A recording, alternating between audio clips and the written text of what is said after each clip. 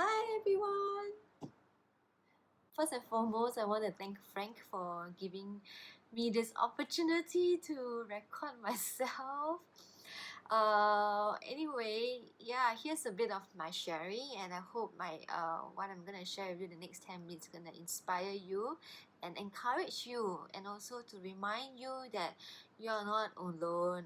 You're definitely not alone, and this period of staying home really it's very similar to what happened when I was unemployed, and 2 years ago, having to experience this whole staying home and finding activities and keeping myself sane, it's really challenging.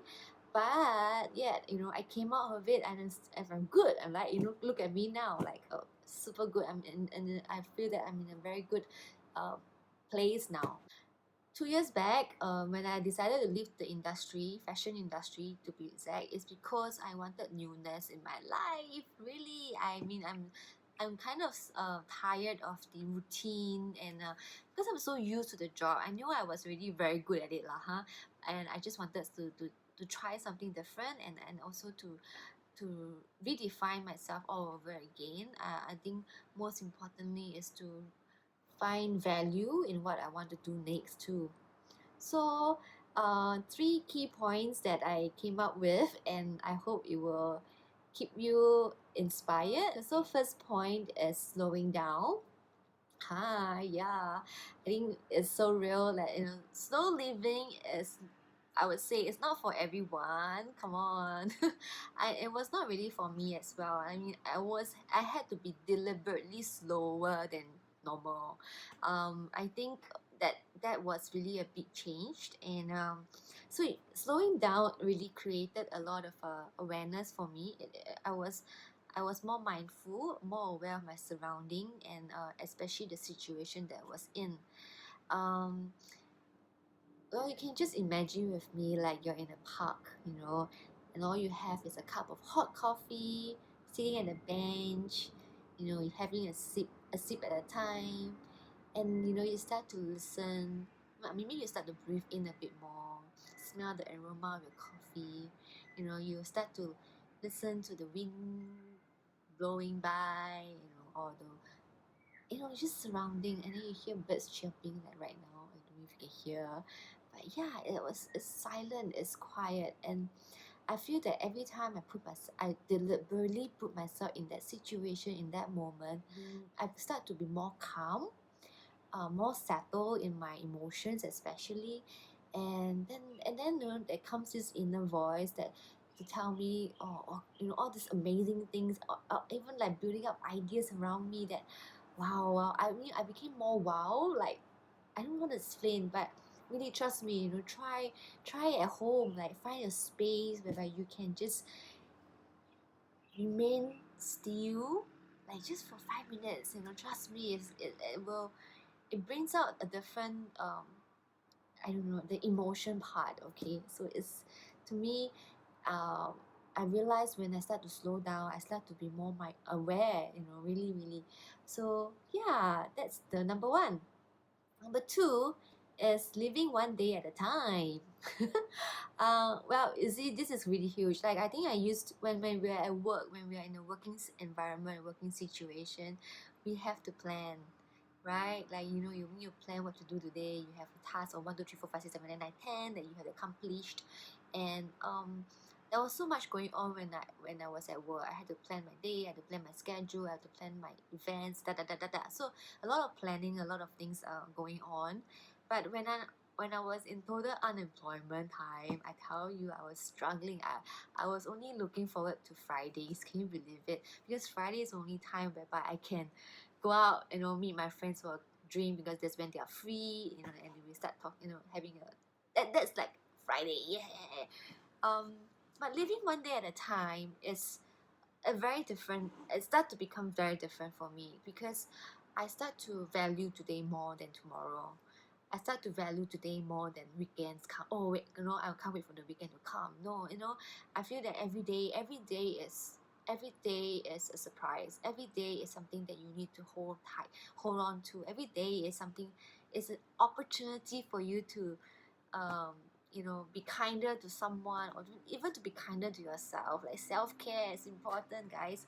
So um I think one of the key thing that I've picked up about living one day is on its own is that you can plan things, but it's okay if things doesn't go as planned. You just have to embrace it. You just have to, like, okay, let's just go with the flow, let's just do it lah, huh? And that really kind of shifted my whole perspective in life, right? Rather than being disappointed that things didn't turn out as what I wanted it to be, all the expectations didn't come true. I kind of just start living with it, and let go of that disappointing emotions. And that was, to me, was really life changing. It was really life changing. I guess most of you know that I have a very extravagant husband, that he's always full of ideas, like, and I always have to ride and wave with him. If I don't, and if I missed it, and then that's when the arguments start, and it's not worth it at all. So especially now, like the last 4 weeks of us living together, like seeing each other every day, I've learned to actually pick up the flow more. And it's okay if I don't get my task done. Like, it's okay, because I know that at least the things that I got done, and I just learned to be a bit contented in the little things that I could do in a day, rather than be upset about the whole entire list of things that I didn't do. So okay, number 3, the last point, is to create. Okay, don't get me wrong, I know a lot of us think that creating means that you have to be creative. Oh, come on, you don't have to be creative to create anything. To me, creation is about making a moment, making that moment, meaning for me, it was more of me creating an anticipation and anticipate something to happen, um, making things happen rather than waiting for things to happen. I mean, it's a simple gesture or simple example, like right now, on Instagram, everyone's cooking, right? How would you know that you can cook if you don't know, if you don't even get into that cooking, in learning how to cook, or picking up, just starting the fire. Okay, just let's just say, if you don't start a fire, you don't even know if you can cook or cannot cook. So a lot of time, I think we tend to think about what we cannot, and we kind of stop ourselves from trying. So likewise, when I started drawing, to be honest, I cannot draw for nuts. When I was in school, I had the worst grade when it comes to drawing. Yeah. But that time when I was unemployed, I decided, like, come on, this is what I can do, and it was fun. I was just doodling, drawing, and I kept learning. Definitely, at that, when you're trying, there was moments where I'm like, am I doing it right? Oh my god, it's not perfect. I need to readjust. So all these things that comes, that the distraction that comes in is so real. But you know what? I kept myself at it. I keep telling myself, no, I'm gonna try. I'm gonna, like, keep learning. So I went on tutorials. I just copy. It started off by copying. I copy a recipe. Like how you copy a recipe, and then after that you made it your own. It's the same. So when I started drawing, that was the whole process for me, and until I got the hang of it. And today, 2 years later, I started Slow Live Create. To be honest, Slow Live Create was not even a business plan of mine. I didn't start this thing that I know it's not a full time of mine. But what was lovely is that when my friends started to recognize what I was drawing, and they really wanted, like, they want a piece of art in their house, they call me out and then ask me, hey, Crystal, can you paint or draw something for me? And I got into it, and today I'm like, wow, look, I mean, it's amazing. It's just amazing journey, and I'm very thankful that I started it. Like, if I were to procrastinate back then, and I were to, like, feel lousy about it, and to even or hold on to the past of me, of acknowledging that I cannot draw, I think today I will not even be drawing. So just want to encourage you guys, and remember this, like, there's a lot of things that if we don't start, we'll never know can or cannot. And once we start, you need to keep at it. You need to keep practicing. You need to keep going. You need to focus on it, and just keep going and all going and going and going until you can reach a point and you look back, and that's where I am now. I am now here looking back 2 years ago, what happened, and 2 years later today, and I can say I'm really proud that I've came this far. And very importantly, at this point, is also to keep yourself connected through social media. Call your friend, house party.